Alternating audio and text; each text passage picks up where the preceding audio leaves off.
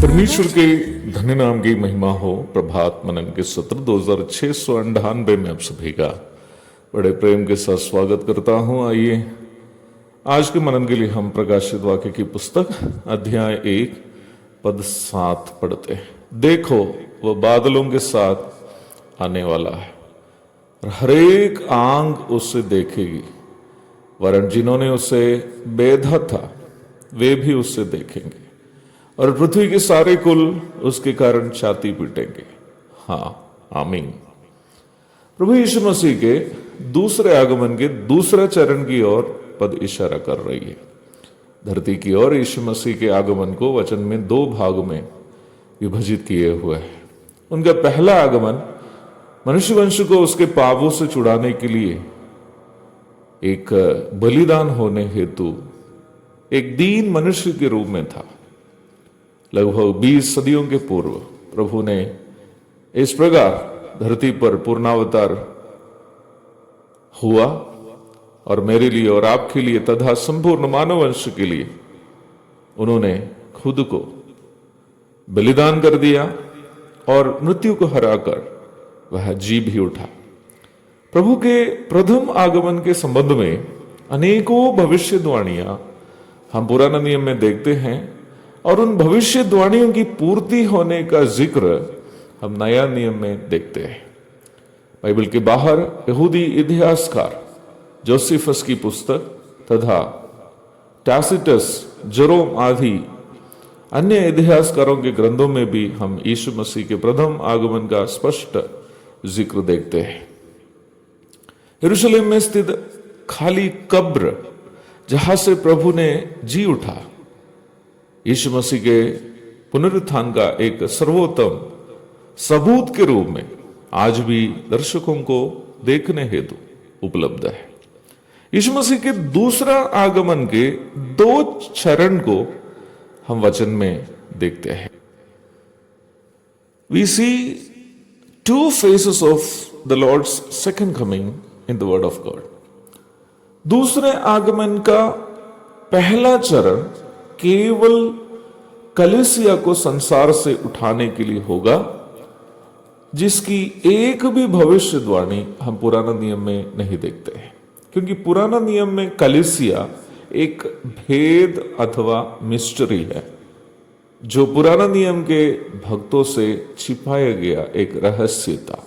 एफेसियों अध्याय 3 की 4 से 6 तक, अध्याय 5 की 31-32 आदि पदों को पढ़िएगा। पुराना नियम में कलीसिया का जिक्र नहीं है, इसलिए ही कलीसिया को लेने के लिए प्रभु का आगमन भी पुराना नियम के संतों के लिए एक भेद अथवा उनसे छिपाया गया एक रहस्य था। पहला कुरिन्थियों अध्याय 15 पद 51 और 52। इस बाइबल भाग के अलावा फिलिपियों 3 की 20 और 21, पहला थिस्सलुनीकियों अध्याय 4 की 16-17 आदि पदों में भी यीशु मसीह के दूसरा आगमन के पहला चरण के बारे में हम स्पष्ट रूप में देखते हैं। ये पहला चरण मध्याकाश अथवा बादल में तक सीमित रहेगा और पलक मारने के सीमित समय के अंदर ये कार्य पूरा भी हो जाएगा। पूर्व में सूचित किए गए पदों को कृपया पढ़िएगा। प्रभु यीशु मसीह के दूसरा आगमन का इस पहला चरण संसार के लोगों के लिए प्रकट नहीं होगा और इसकी जानकारी उस समय केवल उद्धार प्राप्त मसीह विश्वासियों के लिए, जो उस समय उठा लिए जाएंगे स्पष्ट होगी। प्रभु के दूसरा आगमन के इस प्रथम चरण को, जो केवल कलीसिया को उठा ले जाने के लिए है, अंग्रेजी में रैप्चर कहते हैं।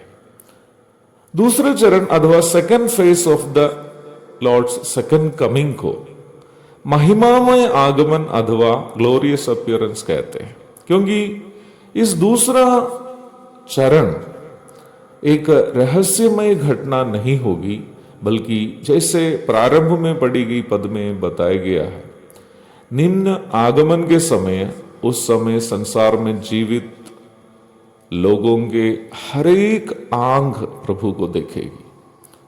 अर्थात ये एक रहस्यमय घटना नहीं होगी। इस्राएल राष्ट्र जिन्होंने उसे बेधा था, वे भी उसे देखेंगे और पृथ्वी के सारे कुल उसके कारण छाती पीटेंगे। लेकिन क्यों? समय तो बहुत हो गया ना, इसलिए इस विषय का अधिक बहस, अधिक चर्चा हम कल करेंगे। तब तक के लिए आपसे विदा हो जाता हूं। प्रभु आप सबको आशीष दे। आमीन।